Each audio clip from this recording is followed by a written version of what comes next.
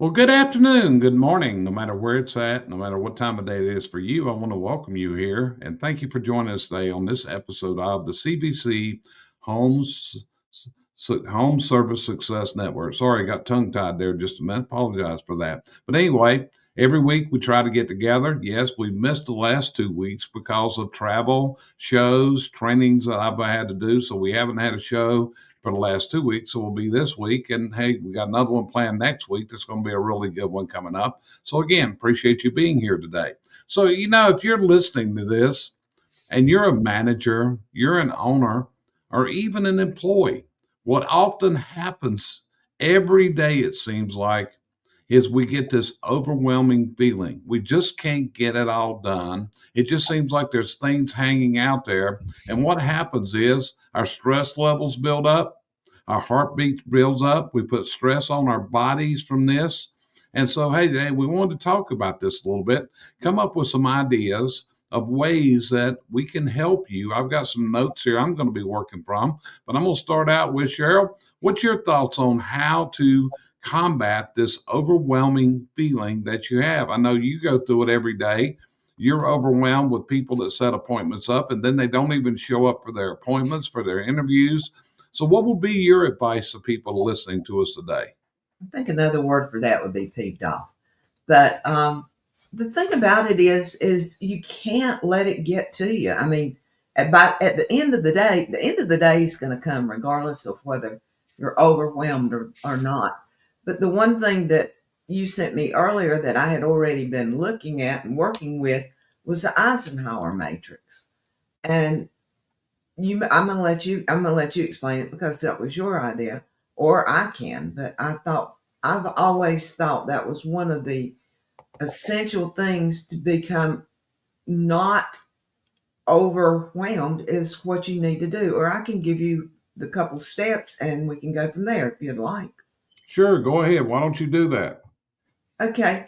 His is usually broke into, and I'm used, especially working with the disc, I'm working to the four quads.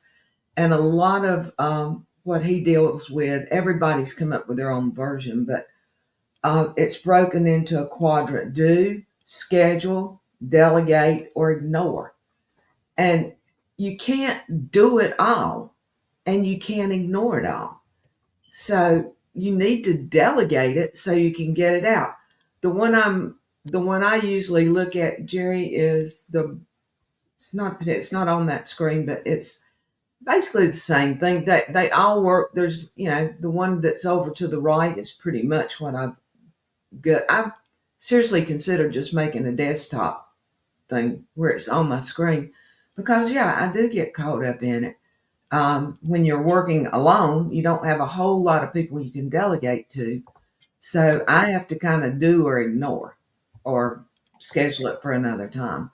But again, one of the things in his matrix is you can spend too much time scheduling. You can send the scheduling to other people. So I think if anybody would kind of delve into this particular matrix a little bit, if nothing else, it'll put a bleep in their mind that they can see when they start trying to make a decision. Okay, got you covered. And let's mention this. It's called the Eisenhower Matrix, and we'd love to take credit for it. But actually, it was something that President Dwight D. Eisenhower actually developed, and he used this in his military training and everything else. But if you look at this, Cheryl, I mean, it breaks it down real easy here. Where you got to do it now. Decide, do you schedule a time to do it? Is this something we do at 3 o'clock, 4 o'clock this afternoon? And I think number three, the delegate is vastly important. Who can do it for you? And the last one is it really that important or you just delete it? So often I think we got everything screaming at us, and that's part of what handles the stress. It's like the manager, they're taking care of the worst fire today. Make sense? Yeah, and I think my opinion, coming from somebody that plays this game, is literally make this your to do chart. You Yeah. know, does it fit under do? Does it fit under delegate, schedule? And that last quadrant of ignore, just X the thing out and go on with life. Yeah, it is. It's often said if you take care of 80% of the things, the other 20% really doesn't matter. And I think sometimes we let unimportant things come up and bother us. But you also got to look at the delegate. Can it be delegated to someone else? So, Josh, what about you? What do you think about this idea of we need to stop being so overwhelmed? Well, as a business owner, you're always spread thin. So you're always going to be fighting that because you're always putting out the fire. Um, you know, we always like to go back to what it was like when I was an owner and manager, and that's what it always was putting out the fire. No one's doing fire prevention, right? You're not putting in your in the terms of forestry service, you're not doing your small burns um or your or maintenance in order so there not to be a big fire. And that's where, when you have these small fires, you create the SOPs to do that. The other thing, as I can tell you, as someone who's struggled with mental health, is sleep and rest are your two best friends when you get this way. Because when you start to spin up like this, and you'll burn out real quick if you're not getting the proper, mental rest. And then I know some people that can take naps like the flip of a switch. I'm not that person, so it drives me insane they can do that. But I'm a big sleep routine person, and I like to be asleep by 9 because I'm up by 5. So that is just such an important part of it. Yeah, I understand completely. So earlier today, or excuse me, yesterday, I'm on a newsletter I get every day from a guy by the name of Larry Janetsky, and he puts out a motivational type thing for business owners every day. And this is where this came from because he published this yesterday, and he said the following: business owners often feel overwhelmed, like they can't get it all done. There is not enough hours in a day. One way to get your work done at the end of the day or week is to have less to do. Are you putting too much on yourself? He said further, you can work mightily on getting more done every day. You can be more efficient and squeeze productivity into every moment. I know a lot of people get deflected from social media. They get hung up, start watching TikTok videos, and it's a habit forming thing, and it's just a big time suck. You can work longer, but the limitation to that shows up pretty quick. You can prioritize and only do what is most important. You can get others to do the rest by delegation, outsourcing, or hiring. But again, we have that challenge here of hiring people. You can't just stop doing things that are unimportant, they still have to be done.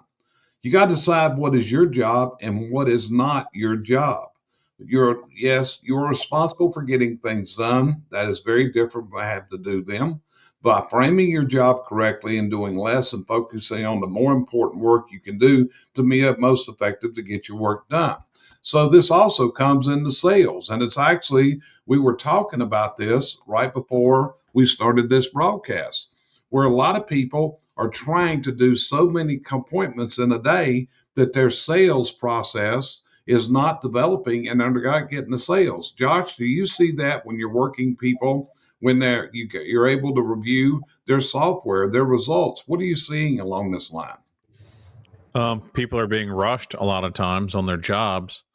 So it's managing, expectations in workflow as far as, how much time are we allotting for some of these things as well. Is what I see a lot. Okay. So, Cheryl, how does a person not get a guilty feeling? They own the business, they're the manager, the customers are screaming, things have got to get done, our deliveries ain't coming in, we got problems in the field, our people didn't show up on time. How do we not get stressed in this situation? Most people turn to alcohol, but I don't recommend that. What they need to do, you've got to step back a little bit. You've got to look at it again. You've got to weed out the important stuff. You and I have both read the book, The One Thing. You need to start with the one thing that will make the most difference in your day and get it out of the way. Yeah. Instead of doing a hip hop through the day of really important, not important, kind of important, would be important. You need to, and I try that. I really do. Ever since I've read that book, I have gone to that thing of doing, okay, looking over my day and trying to decide what's the one thing I want to start with. I sit here a few minutes with the dogs of a morning having a cup of coffee, and I know a lot of people would probably assume I'm just sitting there smashing out, but I'm actually planning my day. Now, will it go that way? No, I'll be on plan C or D really quick, but at least I have a direction I'm going. And I think that's the biggest pitfall for a lot of people. They have no direction when they put the feet on the ground, which way they're going to go. So let me ask you a question. You're in this morning planning for the day. You got the two dogs, the puppies, we call them the puppies, but they're grown dogs. They're sitting there with you. You're having a cup of coffee, but you're always sitting in the dark. Why do you sit in the dark? Because I don't see the things around me. I can think. And I think that's a lot of something that I heard a long time ago. If you really want to think, go sit in a dark closet. And I've not done this all my life. I've just started this in the last 20 years. But the thing about it is, I have found out that in the dark, it's not dark, dark. There's 100 lights in our little tiny lights in our house, red, blue, green. But it's still dark enough that I don't see if there's a dirty cabinet. I don't see if there's a dog toy laying there. I don't see those things. So I don't even have to put those into my equation. And that's why I use the dark. Yeah. So, Josh, let's take it back in history a little bit. One of the things that used to really just shake you up when you were at Tri County and you were the manager of the business, it used to just tear you to pieces when people would come to your door and disturb you. Am I correct on that? 100%. You would almost get violent at times. Would that be an accurate assumption? Early on, if it was repetitive, right? That would always learn. If I was going to teach someone and there was a learning opportunity, I was always happy to do that. But if they didn't take notes and didn't learn, and then I became, repetitive, doing the same thing over and over is the definition of crazy. So the repetition of the questions asked over and over, which kind of brings us down to one of the things that, as I researched about this, was systematize everything, create checklists and SOPs, standard operating procedures, automate repetitive tasks with tools like CRM, schedulers, and email, document your process so others can step in without you having to micromanage. But again, so many people are hesitant about putting their SOPs together, but the value is there. What would you tell that person, Josh? It's always like you say, how do you eat an elephant? It's one bite at a time. Or one of my favorite things to say now is we're pushing that boulder a little bit further up the hill. Okay. Take a second and look back down how far we came. Okay. That's it. It'll get better. And when I did it, we didn't have Chat GPT and Google Gemini. I had to write them all by hand, right. Which was extremely painful. And as our friends at Spark Marketer or not Spark Marketer anymore will tell you, I write like a caveman, simple and to the point. Sometimes it's too simple. Sometimes you just have to get, especially with AI, it's always nice to have a sounding board. And sometimes when you're working alone, you don't have that sounding board, or it's nice to throw it up against the AI and get ideas back.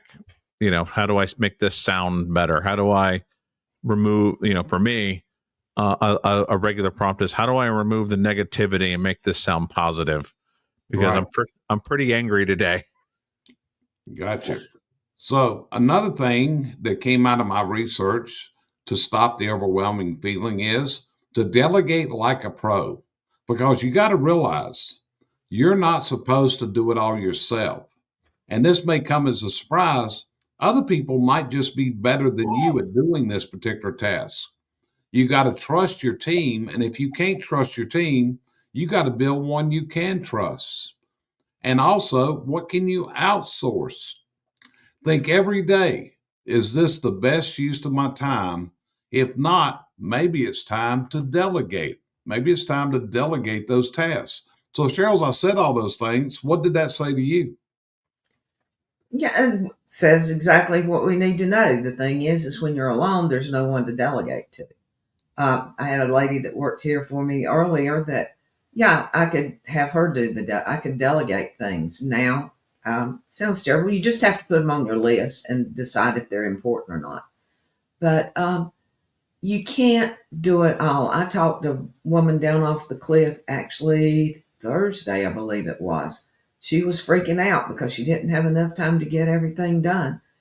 And she blatantly told me she can't let anybody do it because she feels like she can do it better than they can and get it done quicker, which you can get it done quicker because you know how. But if you take 10 minutes to teach someone to do it, you can save that 10 minutes many times over. Yep. And Josh, it's going to one next thing I'm going to say is kind of go back to what you were talking about earlier about getting up earlier, going to bed. Take care of your brain. You are not a machine. You got to treat yourself like a high performance engine. Sleep, exercise, and decent food make a huge difference. You got to build in time to think, to reflect, and breathe. Even if it's only 15 minutes a day, this is going to help you. Don't skip your breaks. Overwhelm bills when your brain is fried. So, Josh, what's your thoughts as I say those things? They're super important. Like, go take your lunch break. I know a lot of people like to work through their lunch, but it's super important. Even if you just go grab your lunch and go sit outside the building and get some fresh air. I know guys that would just go sit in their car at lunch and just, de-stress for 30 minutes. I know many times as a technician you'd get stuck trying to do something and like, okay, and you're getting so super frustrated and your blood pressure is going up. Then you go sit down, you go eat your lunch, take a breather, come back, and then everything just falls right into place. Can't tell me times that happened to me. It was like, what did I do different? I don't know what I did different, but just because we were not so frustrated, things just fell into place. Got you. So, Cheryl, the next one goes back to something that Larry Wingate used to say to us, which is you've got to learn to say no more often. This is a hard one to do, but it's a powerful statement. Every time you give an yes, it's actually a no to something else, and often it's going to be your sanity. You got to learn to be polite but firm. That's not a priority right now, or I'm focused on X at the moment. You remember when Larry talked about that when we were in their coaching group? I do. And, it made a lot of sense because you and I both were at the point in our life we never said no. We just did it and we went on. And we were both getting overwhelmed. And that he put a lot of light into our life. I admire the man for telling us a lot of things he did. He set us on a different path of the way we act, the way we do. I mean, you still do too much. I'm not going down that path. But the main thing is we need the breaks. We need the time. We need to say no. And one thing we were talking about was nutrition. One of the worst things is to get dehydrated because that affects your body and your mind and your attitude. And, Brandy used to dwell on that. If you can't do anything else, stay dehydrated or stay hydrated. There's so many small things that you can do. I know Josh, I heard him say he likes to be in bed by 9. I agree with Josh. I like to shut down from work after dinner. Get my mind clear. Do I binge on TV programs to watch the TV programs? I don't. I binge on them because they're not a reality in my life. I can clear my mind. I can get it off work. I don't have to think about the 15 interviews I did that day. So that's my process. I have my few minutes of a morning and I have my time of an evening. Makes me a totally different person. Okay. So, Josh, before we end this, you got any additional thoughts on this subject matter? No, I would say breaks and self-care are two of the biggest things. Especially my old office had no windows.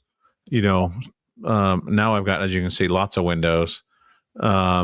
Sunlight and fresh air go really, really far at times. I know that I have a little bit more free time, not necessarily smoke breaks, but a cigar and sitting by the fire really help just de-stress. Gotcha. Little things like that. And of course, working out has been extraordinary for my mental health. And, I sent my friend a meme today or yesterday. It's like, only if we could do jujitsu at work and choke out our coworkers without getting HR complaints. Yeah. Just think how great work would be. Yeah. Cheryl, any additional thoughts you got on this subject? Not really. I just think people need to, number one, take care of themselves. It's the airplane thing. Put your mask on first. Once you can take care of yourself, you can take care of the problems that are out there with a much more quiet, normal day. Yeah. But keep your sanity. Like I said, learn to say no. Learn to delegate. All these things. How many menial tasks are you doing every day in your business that could be delegated to someone else? Don't think you're the best at doing something, because more than likely you're not. There could be other people that actually enjoy what should be in your suck bucket. So these are the things to think about. So, hey, hopefully this is giving you some ideas on how to lower the overwhelming feeling that often comes to you every single day. And with that, we're going to end this broadcast of our weekly podcast broadcast. And we appreciate you joining us here as always. We'll see you next week on the next episode of the CVC Home Service Success Network. It's an honor, it's a privilege, and it's a pleasure to speak to you every week like this. Appreciate it. Let us know how we can help you move your business to the one that you dream of. It's out there. It can be your reality.